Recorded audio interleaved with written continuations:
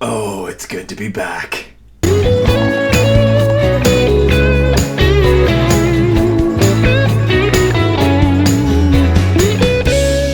Hey guys, so Force Awakens. Who thought that we would be back where we were 16 years later, reliving another trilogy? How many times do you say that you get a chance to redo a trilogy? How many times do you get the chance to...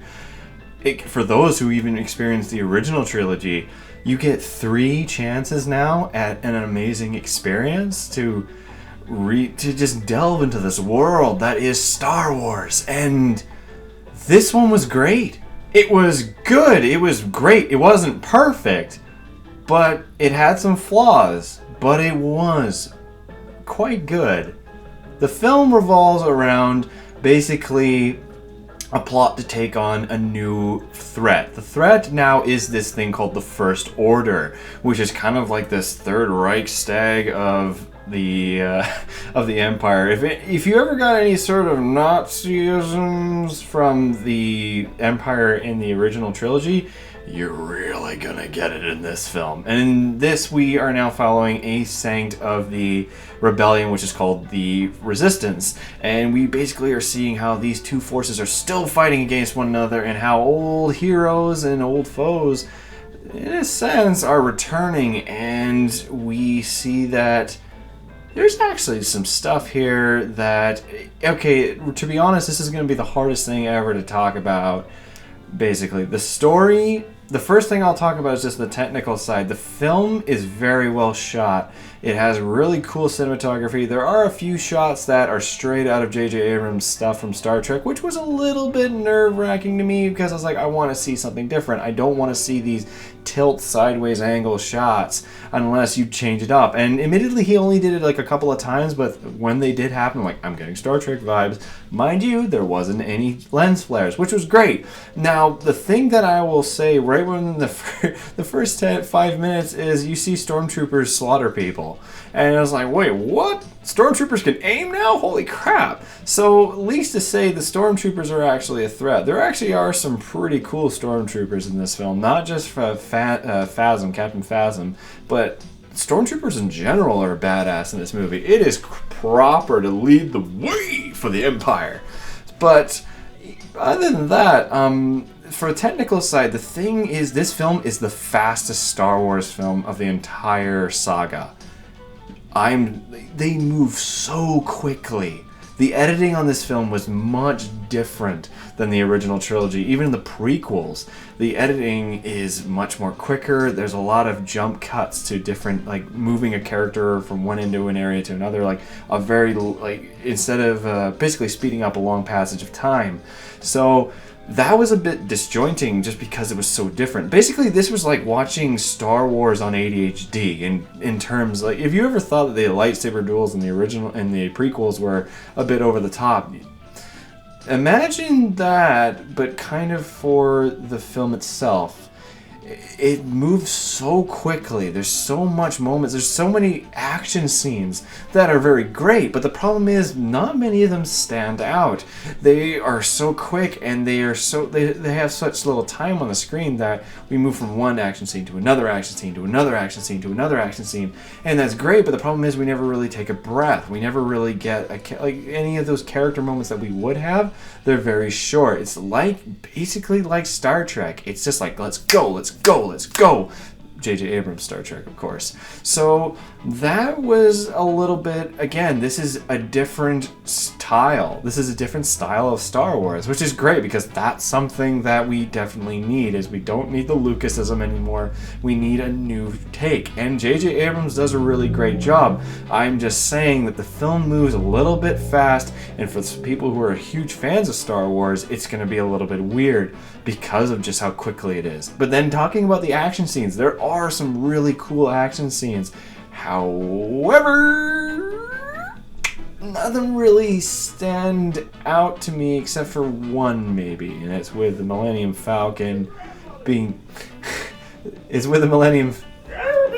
Oh, it's your grandmother! Oh, for God. Star Wars!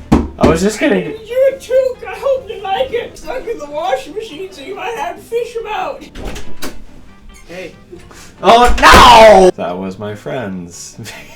So talking about the action scenes now, I was saying that there isn't really one that stands out. Now, they're very good, but they're very generic in a sense. That's the best way I can describe it, is these scenes are cool and there are little elements. There's this one fight scene with this one stormtrooper who is, like, at first you think he's just a straight up stormtrooper, then he whips out this thing and you're like, oh wow, that's pretty sweet. And then there's also this scene with the Millennium Falcon being chased by these two TIE fighters, which was like, wow, that's a pretty simple dogfight, but that was actually the best scene. That was the most standout one. The main reason I say that is when you look at the original trilogy, what stands out to you about them? New Hope, it's when they escape the Death Star and they have the fight with all the TIE fighters and then obviously blowing up the Death Star. And then in Empire Strikes Back, we've got the fight on Hoth, we've got the fight in the asteroid belt, we've got the training on Dagobah, we've got them the whole part of him fighting with Vader on Bespin, and then same for Return of the Jedi. All of Return of the Jedi is like a lot of really memorable action scenes. So in this one, while you're watching it, you don't really get that. I guess it's because we're so used to this, right? We're kind of expecting something like to be like this, and that's what Abrams is trying to do. He's trying to up it a bit, but at the same time, he's making so many quick choices that we don't really, like I said, we don't get a depth to a scene. There are all these little moments that are cool, but there's not a big defining moment. Except for one scene, which I can't talk about. I'm not going to talk about it in this review. I will not spoil anything, but I will do a spoiler-free review. The characters are pretty decent, I will say. Almost every character is actually very good. Rey is great. She is this really cool character. She's quick on her feet. She has this real, like, kind of very vicious spirit to her, but she's willing to learn, and she has this backstory and this. She yearns for adventure, but at the same time she fears leaving, and she fears leaving what she's used to, which is really cool to see. That she's kind of our Luke character. And then we get Finn. Finn is cool. Just the whole sort of backstory of him and how he comes to be, and his own redemption story is cool, because this is something that's kind of different. We haven't really seen this. We have almost in the original saga, but he is a character who's trying to redeem himself. At first he's like, I just want out, but then really he actually wants to better himself. He wants to better what he's done. Harrison Ford's awesome. Chewbacca's sweet. BB-8, he's really cool because he is a spiritual sort of successor of R2-D2. R2-D2 is in it, but BB-8 is great, and I just love how they designed him. I thought his design was sweet, and there was a lot of times where there was one scene where I could tell that he was CG, but other times I was like, wow, that's pretty well done. That was really well done. Oscar Isaac's pretty cool as Poe. Mind you, he's not given a lot of time. At first you think he is going to be the main character, or a main character, but then he kind of disappears and then he comes back. There's two weak points, I will say. And one of them's Carrie Fisher. Carrie Fisher sounds like your grandmother who smokes 60 packs of cigarettes every day. That's just her whole past. She had a very difficult past, and obviously it's great to see her on the big screen again. But she's a bit stoic in some scenes. She doesn't really have that much emotion. You can see Harrison is trying to get stuff out of her, but she's gone through so much that, she doesn't really is able to convey the emotions that we're expecting. What we got from Leia before, this very rowdy, very I can take care of myself sort of person, and this one she's just like a wholesome mother. And then there's Kylo Ren, done by Adam Driver. He is really cool until he has a really cool element as being a agent of the Sith. He has his own basic kind of regret, his own demons. He is a flawed character. He has his own, he doesn't know, he's always conflicted with himself. However, he also he's not whiny, but he's trying to prove himself. He's trying to find a solid footing for what he can be as an agent of the Sith, and he's just constantly having this back and forth emotional tug with himself, and he's aspiring to be something that he doesn't feel he can be, and possibly he might not be able to be. However, he's a bit of a bitch That's the quickest and most easiest way to say it. He is a bit of a bitch. Really. There's a scene where he should clearly best someone in combat. He should just wipe the floor with them because this person has never had any sort of experience in this field before, and he gets bitch handled.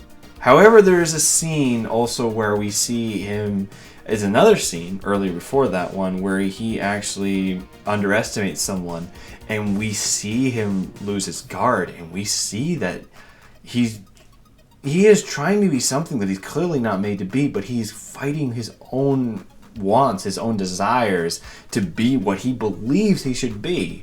So Ren is technically the weakest character, and it sucks considering I got all this. Like, look at this. I got these tins. Apparently they were running out of these tins. Like, look at all these freaking popcorn tins. These are sweet freaking tins. Got... The weakest parts I have to say about this film is the lack of a really definitive sort of section of an action scene, or just a section of scenes, and then the villain is kind of weak. But other than that, this film was so cool to watch. It had great story, it had great pacing, a bit fast even for me at times, but still something much more fresh than what we're used to with Star Wars. And the whole atmosphere was really cool to watch, and it was great to see everything on the screen again. Like when the credits started rolling, it was like, holy crap, here we go again. So it is a great first entry, I admit. I think it's a great first entry. However, there are just a few flaws with it. They're going to have to really work on this pacing thing. They're going to have to try and get something that's more definitively... I feel... I hate that I'm saying this, but I think they need to slow down. They definitely need to slow down with the second one and really focus on it. There are some great scenes in this one, but there are so many scenes that are just literally a filler to the next scene. It's not more so a scene of itself, it's a scene that's necessary to move to the next scene. So I want to see a little bit more of a purpose and a matter and a depth to the scenes in the next film. But other than that, I enjoyed it, but this is the most disheartening question I posed to myself. And I'm still considering it. I'm kind of going back and forth, but the first thing I said to myself when the film ended was, would I watch this again? And I said no. That scared me. Now I'm starting to kind of reconsider it. Maybe like in a week or so, maybe in a few weeks I'll watch it again. But I wanted to see Mad Max again way sooner than this one. So that's a little bit odd. So, but in the end, I still think Star Wars The Force Awakens was a great re-entry. It's a hell of a lot better than the sequels. It doesn't live up to the super duper hype that we all expected it to have, but it still does deliver an experience that is great, and it's great to watch, and it's great to talk about. My friends and I have been talking about it for like ever since we got home. We've been talking about it for like 3 hours now, and it's insane. So, at least to say, you're going to enjoy it. You're going to have a fun time. You may be a little bit disappointed here and there, but the best thing is it's a good disappointment. That's the worst thing I could say about this film, is it may be disappointing, but you're still going to enjoy yourself.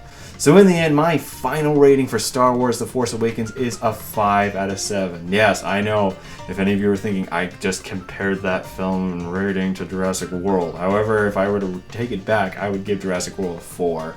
But this film is a definite 5. It is great to watch. You're going to have a good time. You're going to have a little bit of issues when you think about it, but in the end, you're still going to enjoy what you watch. You're going to still love to talk about it, and it's great that we're getting another Star Wars trilogy. So, like to say, guys, I hope you enjoyed this review. I will do a spoiler review next, because I really want to talk about some stuff. Anyway, guys, that's all from me. I hope you enjoy this, and go see it. You deserve it. It's been a good year. I hope you guys have enjoyed my videos, and I hope to do a lot more in the coming. So anyway, see you next time. Buckle down.